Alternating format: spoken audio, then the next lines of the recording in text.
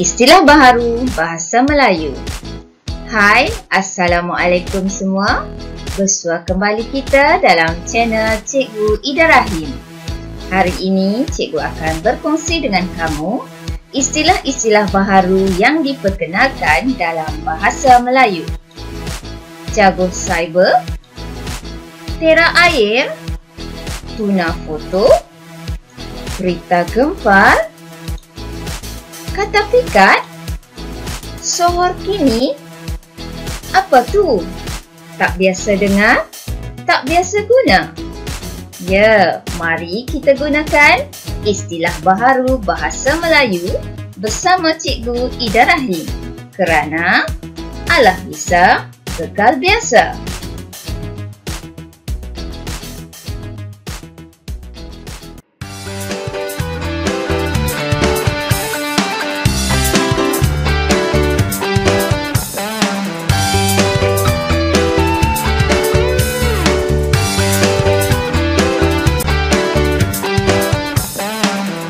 Jangan lupa subscribe, like and share.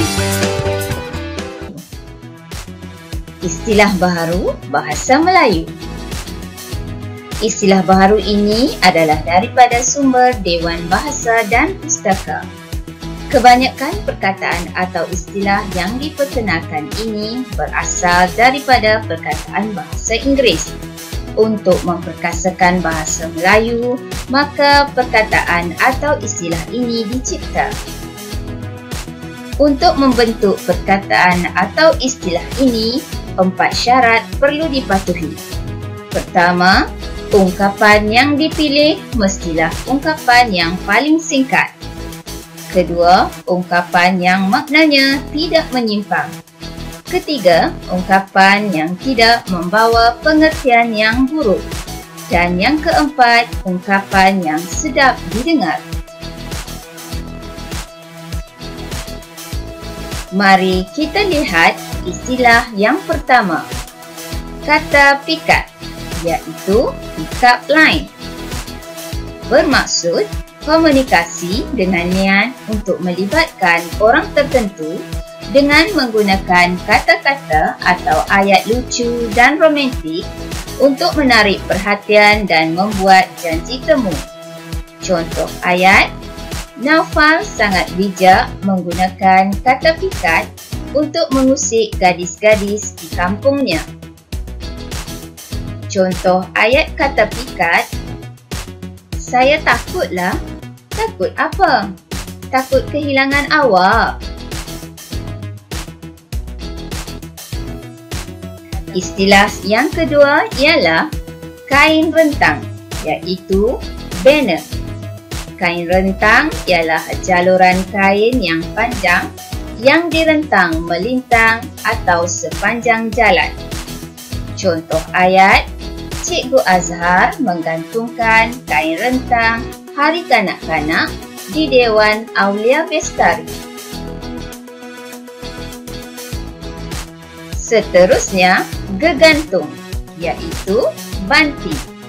Bermaksud jalur kain dan sebagainya yang digunakan untuk menghebahkan sesuatu kegiatan, produk dan lain-lain. Gegantung, digantung atau dilekatkan secara menegak. Contoh ayat, Cikgu Ida Rahim melekatkan gegantung selamat datang pada pintu kelasnya. Seterusnya ialah kawasan khas, iaitu hotspot. Istilah kawasan khas dipilih berdasarkan kosakata yang lazim dipakai dalam bahasa Melayu dan jika digunakan perkataan yang lain, dibimbangi akan membawa konotasi yang negatif atau maknanya menyimpang daripada maksud istilah asal. Contoh ayat, kawasan itu telah diisytiharkan sebagai kawasan khas akibat penularan wabak COVID-19. Kita lihat pula sohor kini, iaitu trending. Sohor kini bermaksud sesuatu yang muncul sebagai popular disebut secara meluas dan dibincangkan dalam ruang maya atau internet. Contoh ayat, peningkatan kes COVID-19 gelombang ketiga menjadi sohor kini dalam masyarakat Malaysia.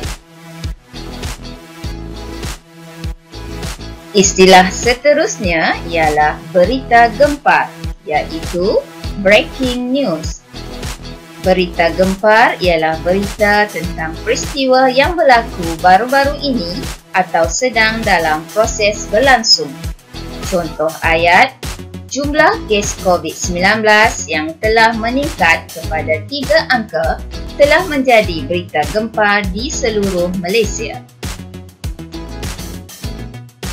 Istilah seterusnya ialah jago cyber, iaitu keyboard warrior, yang bermaksud gangster besar internet yang suka mengeluarkan kata-kata kesat, caci maki, komen-komen negatif dan komen-komen yang langsung tidak memberikan faedah kepada masyarakat umum maupun negara.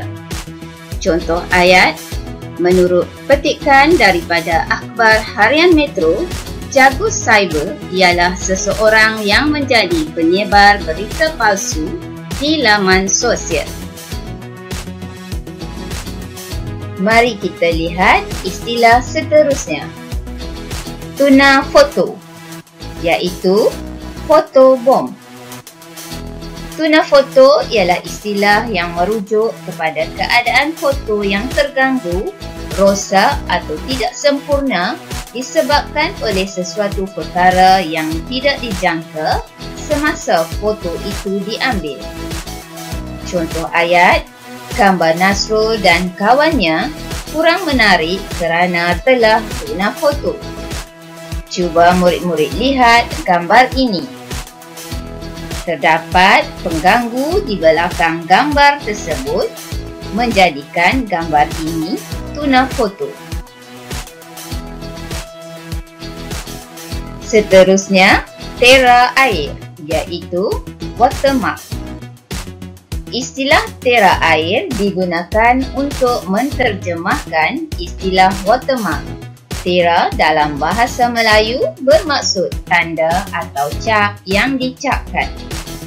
Contoh ayat, jika kita menggunakan aplikasi suntingan secara percuma, akan terdapat tera air pada video yang kita hasilkan.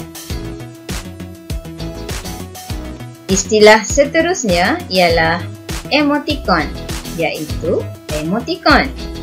Emoticon ialah simbol yang digunakan untuk menyampaikan emosi dalam penulisan.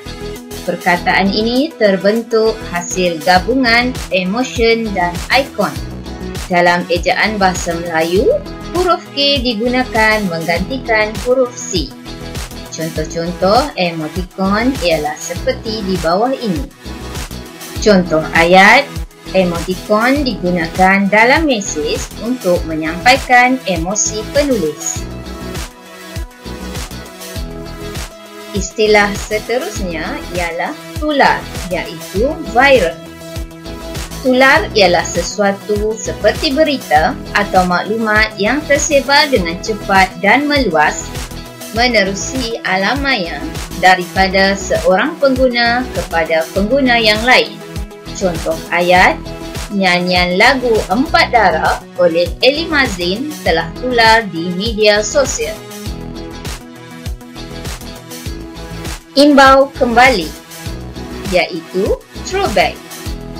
Bermaksud mengenang atau mengingati kembali sesuatu peristiwa atau kisah. Contoh ayat, Facebook akan imbau kembali gambar atau status yang pernah kita post pada setiap tahun. Istilah seterusnya ialah tanda pagar, iaitu hashtag. Apa-apa perkataan yang dimulakan dengan lambang tanda pagar tanpa mengandungi jarak dan seringkali digunakan di media sosial. Contoh ayat, selamat menyambut Hari Kemerdekaan Malaysia yang ke-63. Tanda pagar Malaysia Prihatin. Baiklah murid-murid, sampai di sini saja pertemuan kita untuk kali ini. Jangan lupa ikuti pembelajaran kita dalam istilah baharu Bahasa Melayu bahagian kedua. Sehingga berjumpa lagi. Assalamualaikum. Bye semua, jumpa lagi.